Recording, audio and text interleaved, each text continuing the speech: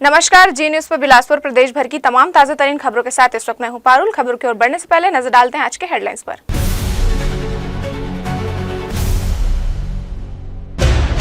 मतदाता सूची पुनरीक्षण में गलत जानकारी देने पर होगी सजा। कलेक्टर ने नागरिकों से सत्य विवरण भरने की अपील की। इलाज के बहाने महिला को संगठन ने घुमाया। आयुष्मान योजना की खामियां उजागर और गरीबों की मजबूरी पर उठे सवाल।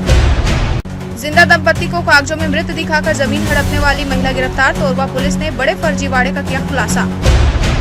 देवकीनंदन चौक का पिंक टॉयलेट महीनों से बंद। महिला सुरक्षा के लिए बनाई सुविधा का उपयोग न होने पर उठे सवाल। तो ये थी हेडलाइंस और अब खबरें विस्तार से। मतदाता सूचियों के गहन पुनरीक्षण कार्य में गलत जानकारी दिए जाने पर सजा हो सकती है। लोक प्रतिनिधि अधिनियम 1950 की धारा 31 के तहत इसे दंडनीय अपराध माना गया है। चुनाव आयोग नई दिल्ली के निर्देशानुसार बिलासपुर सहित संपूर्ण छत्तीसगढ़ में विगत 4 नवंबर से गहन पुनरीक्षण का कार्य जोर शोर से चल रहा है। 1 जनवरी 2026 को अर्हता तिथि मानकर यह विशेष गहन पुनरीक्षण अभियान जारी है, जिसके तहत गणना प्रपत्र के वितरण कार्य का लगभग पूरा हो चुका है। वर्तमान में गणना पत्रों के संग्रहण एवं डिजिटलाइजेशन का कार्य चल रहा है। कलेक्टर एवं जिला निर्वाचन अधिकारी संजय अग्रवाल ने सभी नागरिकों से अनुरोध किया है कि वे विशेष तौर पर देखें कि किसी मृत व्यक्ति या ऐसे व्यक्ति के संबंध में गणना प्रपत्र जमा करने जो अब भारत के नागरिक नहीं रहे हैं, या ऐसे निर्वाचक के मामले में जो जानता है कि उसका नाम मतदाता सूची में 1 से अधिक स्थान पर मौजूद है और वह 1 से अधिक स्थानों के संबंध में गणना प्रपत्र जमा करता है और इस प्रकार गणना प्रपत्र में एक ऐसा घोषणा करता है जो गलत है या जिसके बारे में वह जानता एवं मानता है कि वह सत्य नहीं है, वह लोक प्रतिनिधि अधिनियम 1950 की धारा 31 के तहत दंडनीय अपराध है। इस तरह की गलतियों से बचने की अपील कलेक्टर ने की है। बिलासपुर नगर निगम ने वार्ड क्रमांक 52 रविंद्रनाथ टैगोर नगर के लिंगियाडीह क्षेत्र में शासकीय भूमि पर बसे लोगों को हटाने के लिए नोटिस जारी किया गया है, जिसके बाद क्षेत्र में तनाव बढ़ गया है। रहवासियों का कहना है कि वे लंबे समय से यहां रह रहे हैं और कई के पास शासकीय पट्टा भी है। इसके बावजूद बेदखली नोटिस थमा दिया गया है। नोटिस का विरोध करते हुए महिलाएं सहित पूरे क्षेत्र के लोग अनिश्चितकालीन आंदोलन पर बैठ गए हैं। उनका कहना है कि हटाए जाने से उनके परिवार बेघर हो जाएंगे और शासन नगर निगम विकास कार्यों के नाम पर जबरन बेदखली कर रहा है। आंदोलनकारियों ने यह कहा कि वर्षों से बसे परिवारों को अचानक उजाड़ना अमानवीय है। उन्होंने आरोप लगाया है कि चुनाव के समय दिए गए वादों के विपरीत अब उन्हें उजाड़ने की कोशिश की जा रही है। लोगों की मांग है कि बेदखली की कार्यवाही रोकी जाए और उन्हें वर्तमान स्थान पर ही रहने दिया जाए। आंदोलन जारी है और हालात पर सबकी नजरें टिकी है। वहीं विधायक ने कहा कि अभी उन्हें मामले की जानकारी नहीं है, लेकिन मीडिया के माध्यम से अवगत होने पर वे स्थल का दौरा कर समस्या का समाधान निकालेंगे। जब यहाँ पर जंगल था तब से हम लोग यहीं आके बसे, तो बसे बच्चा बड़ा हो गया, नौकरी चाकरी अभी कुछ जैसे छोटा बड़ा कर ही रहा है, पेट के लिए यहाँ चल रहा है। लेकिन यहाँ से हम लोग आप लोग हटाएंगे तो हम लोग जाएंगे तो कहाँ जाएंगे? आप नया नया में कहाँ पर ये करेंगे, जगह ढूंढेंगे? आप बोलिए, आप लोग को व्यवस्था तो नहीं किया ना। के लिए रास्ता दे, हम लोग जगह दे दिए, नाली के लिए बोले वो भी दे दिए हैं, लेकिन हम लोग का घर को तोड़ेंगे तो हम लोग बाल बच्चे लेके कहाँ जाएंगे? हम लोग का घर के लिए हम लोग तो पट्टा भी नहीं दिए, पट्टा भी आप लोग को देना चाहिए ना। और हम लोग छोटे छोटे पट्टे के पैसा भी पटाए, सब कुछ किए हैं, लेकिन अभी बोलते घर तोड़ देंगे। तो घर तोड़ेंगे तो हम लोग जाएंगे कहाँ? तो हम लोग सब बाल बच्चे लेके हम लोग जाए, हम इन लोग के ऊपर में बुलडोजर आप लोग चला दीजिए। हम लोग नहीं रहेंगे तो घर द्वार लेके क्या करेंगे? कहा था गरीब आदमी कहाँ जाबो, रोजी मंजूरी ठिया पत्थर कमा के जिंदगी बिता था। हमला चाहना है बस, हमला यहीं पर जगह चाहिए। देखिए, संभावना ये है कि विकास की क्या जो आप व्यवस्था बताएं उसके मेरे को जानकारी नहीं है, मैं जानकारी ले लेता हूँ। परंतु वहाँ पर कुछ लोगों के द्वारा राजनीति की जा रही है, जो वहाँ पर अवैध तरीके से स्कूल चला रहे हैं, अवैध तरीके से शासकीय जमीनों पर व्यावसायिक निर्माण करके किराया वसूल रहे हैं। तो ऐसी जानकारी मुझे पूर्व में प्राप्त हुई थी। वर्तमान में जिस विषय का आप बात करें इसकी जानकारी मुझे नहीं है। मैं प्रशासन से कोई भी पट्टा नहीं है। रसीद पूर्ववर्ती सरकार में आपको ध्यान होगा कि एक पार्षद को तो जेल भेजा गया था फर्जी रसीद के वितरण करके लोगों से आम उगाही करने के नाम पर। नगर निगम की रसीदों की ही उल्लेख कर रहा हूं मैं आपको कि पूर्व सरकार के कांग्रेसी पार्षद को इन कारणों से जेल भेजा गया कि उन्होंने नगर निगम की फर्जी रसीदों का उपयोग करके अवैध वसूली की थी। तो जो भी रसीदें हैं वो पूर्ववर्ती सरकार के समय जो भ्रष्टाचार हुए हैं उसका फर्जी प्रमाणीकरण है। बिलासपुर में पिछले कुछ समय से कांग्रेस पार्टी भाजपा के विकास कार्यों को मुद्दा बनाकर खस्ता हाल सड़कों के खिलाफ लगातार हमलावर है। विशेषकर बेलतरा विधानसभा के शहरी क्षेत्रों की सड़कों को लेकर कांग्रेस का विरोध तेज होता जा रहा है। हाल ही में कांग्रेस कार्यकर्ताओं ने मोपका क्षेत्र में वार्डों में जर्जर सड़कों के कारण प्रदर्शन किया और तत्काल मरम्मत की मांग उठाई। लगातार हो रहे विरोध के बीच अब बेलतरा विधानसभा के विधायक ने चुप्पी तोड़ते हुए कांग्रेस पर पलटवार किया है। विधायक का कहना है कि पिछले 2 वर्षों में सड़क निर्माण और मरम्मत को लेकर व्यापक कार्य हुए हैं तथा कई परियोजनाओं को पूरा भी किया जा चुका है। उन्होंने स्पष्ट किया कि जिन सड़कों को लेकर कांग्रेस जोर मचा रही है उनका प्रक्रिया पूरी हो चुकी है और जल्द ही वहां निर्माण कार्य शुरू हो जाएगा। विधायक ने आरोप लगाया है कि कांग्रेस केवल उन्हीं स्थानों को चिन्हित कर रही है जहां कार्य शेष है, जबकि उन इलाकों पर ध्यान नहीं दे रही है जहां वर्षों से सड़क नहीं थी और वर्तमान कार्यालय में उन्हें बनाकर रखा गया है। उन्होंने अपने 5 साल के कार्यकाल का विस्तृत रिपोर्ट कार्ड भी साझा किया जिसमें विधानसभा क्षेत्र में हुई सड़क, नाली और अन्य विकास कार्यों का उल्लेख किया गया। विधायक का दावा है कि पिछले 2 वर्षों में विकास कार्यों की गति और तेज हुई है और आने वाले महीनों में कई परियोजनाएं भी जमीन पर उतरेंगी। पूर्ववर्ती सरकार के जो भी नेता छद्म आवरण ओढ़कर जो राजनीति कर रहे हैं उनको पहले अपने गिरेबान पे झांकना चाहिए कि पिछले 5 साल की सरकार में बेलतरा विधानसभा के 12 पंचायतों को नगरीय निकाय क्षेत्र में शामिल करने का जो विसंगतिपूर्ण निर्णय उन्होंने लिया, उन्होंने वहां विकास की क्या बात की, क्या काम किए। और मैं आपको स्पष्ट कर देना चाहता हूं कि मात्र 22 महीने के कार्यकाल में हमने लगभग 150 से 200 करोड़ रुपए के आसपास 18 वार्ड जो बेलतरा विधानसभा के हिस्से में आते हैं वहां पर के कार्य स्वीकृत कराए हैं और प्रारंभ कराए हैं। तो ये प्रश्न तो उठता उनका नाजिम नहीं है, लेकिन मैं एक आपके माध्यम से स्पष्ट कर देना चाहता हूं कि जिन विषयों को लेकर वो आज आंदोलन कर रहे हैं उन विषयों पर अपनी सरकार के समय क्या दलाली मिलती थी इसलिए चुप थे, या आज दलाली बंद हो गई है इसलिए मुंह खोलना पड़ रहा है, ये स्पष्ट कर दें। जिले में धान खरीदी व्यवस्थित ढंग से शुरू हो गई है और किसान टोकन के बाद बिना किसी परेशानी के धान बेचने पहुंच रहे हैं। गनियारी केंद्र पहुंचे किसानों ने बताया कि इस वर्ष खरीदी प्रक्रिया पूरी तरह पारदर्शी है जिससे लंबी लाइन, बारदाने की कमी और तौल में देरी जैसी समस्याएं खत्म हुई है। ग्राम बेल टुकरी के किसान दयाराम यादव और चोट भट्टी कला के विश्राम प्रसाद कौशिक ने गनियारी केंद्र में कुल 58 क्विंटल धान बेचा। दोनों किसानों के अनुसार इस वर्ष समय पर तौल और बारदाने की पर्याप्त उपलब्धता ने खरीदी को बेहतर आसान बना दिया है। किसानों ने कहा कि कृषि उन्नति योजना, पीएम किसान सम्मान निधि, सफल बीमा और किसान क्रेडिट कार्ड जैसे योजनाओं ने खेती को मजबूत आधार दिया है।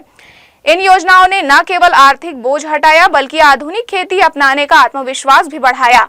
दयाराम और विश्राम के अनुसार अब योजनाओं का लाभ सीधे खेत और परिवार तक पहुंच रहा है। उन्होंने कहा कि टोकन से तौल तक पूरी प्रक्रिया पारदर्शी है और सरकार किसानों की जरूरतों की समझकर जमीन पर बेहतर व्यवस्था उपलब्ध करा रही है। मेरा नाम दयाराम यादव है, ग्राम बेलटुकरी में रहता हूँ। गनियारी धान मंडी में धान लेकर आया हूँ। मेरा धान 18 कुंटल आया है, कोई प्रॉब्लम नहीं है। मुख्यमंत्री को धन्यवाद करते हैं।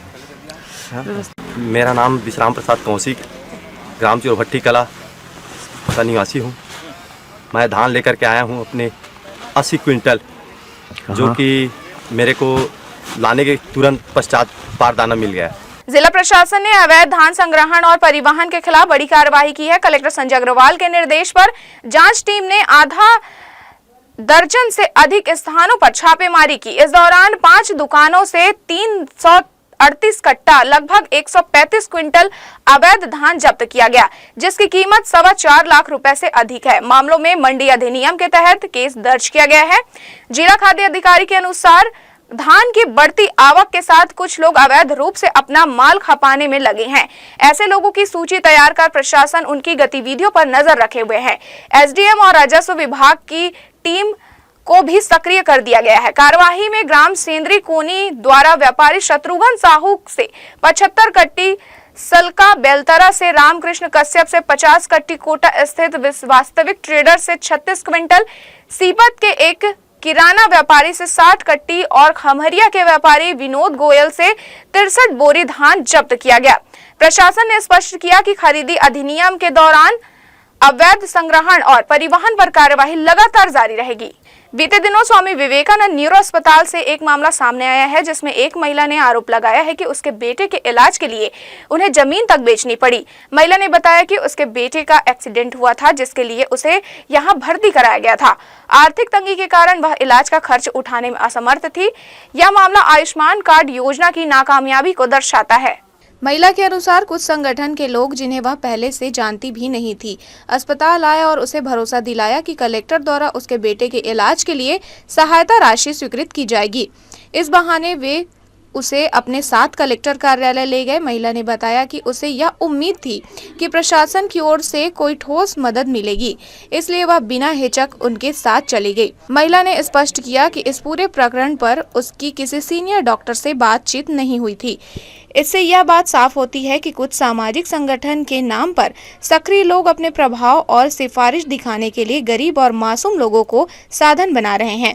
ऐसे लोग गरीबों की मजबूरी का फायदा उठाकर अपनी दुकान चमकाते हैं, जबकि वास्तविक मदद बहुत कम या नहीं के बराबर होती है। मोर बेटा है उर्गा में एक्सीडेंट हो गई ता मैं फोन करे ता एम्बुलेंस वाला मोला फोन करिस के एक लड़का लाल के शर्ट पहने एक्सीडेंट हो गए तय कोरबा आ जा कही तमाय गए 9 बजे रात के मैं हबरे 10 बजे मोर बेटा हबरिस तब मोर बेटा बहुत सीरियस हो गई। वहाँ टाँका लग गई, मशीन उशीन फंस गई और मुँह कान गोड़ हाथ ले पटकत रहीस। वहाँ गए तो कोरबा के डॉक्टर बोलिस कि यहाँ तोर बेटा मुश्किल है बचना, हमन शिफ्ट कर देथन दई कहीं तहाव कर देव कहीं मोर बेटा हबरी ता मोर शिव है तो 2 कमरा के घर रहीस बोर रहीस और 2 कमरा बनात रहें तेला बेच देहन। पैसा मैं 2,50,000 यहाँ दे चुके और 60,000-70,000 भेंट के हो गए है। ई मन बताइन तो महू मोरो बे 1-2 लाख के मदद तो कर ही कही तो कलेक्टर ला तम हाँ तो मैं सोचे हरे मोरो कर पैसा नहीं है, मोरो बेटा के इलाज हो जाते का मैं चल दे हैं इतके मोर गलती हो गई। तो यहाँ जो आए रही से जो संगठन वाले मन कौन है? उमल मैं नहीं जाना तो। महिला ने यह भी बताया कि उसके बेटे का इलाज अब भी स्वामी विवेकानंद न्यूरो अस्पताल में ही चल रहा है और वह पहले से बेहतर है। उसने डॉक्टरों के इलाज पर भरोसा जताते हुए कहा कि मेडिकल टीम लगातार कोशिश कर रही है। हालांकि आर्थिक परेशानियों के बीच ऐसे संगठनों की ओर से की गई राजनीति ने उसके मानसिक तनाव को और बढ़ा दिया। 3-4 दिन पहले एक राकेश करके पेशेंट एडमिट हुआ है रात को 11 बजे करीब। उसका रात को 3 बजे बिना कुछ पैसा जमा किए ऑपरेशन किया गया है और बाद में वो पेशेंट जो उनका फाइनेंस क्लियरेंस के लिए उनको बोला गया तो उन्होंने 2-3 लोगों को बुलाया जिन्होंने अस्पताल में सभी से दुर्व्यवहार किया और उड़ना की धमकी वमकी दी और व्यवहार ठीक नहीं किया हॉस्पिटल में और ज़बरदस्ती का इलाज करने के लिए फ्री में इलाज करने के लिए लोगों को बोल रहे थे। इसके साथ उन्होंने 2 पेशेंट जो हमारे पास 10-15 दिन से इलाज करा रहे थे सेटिस्फाइड थे, उनको कोई दिक्कत नहीं था अस्पताल से।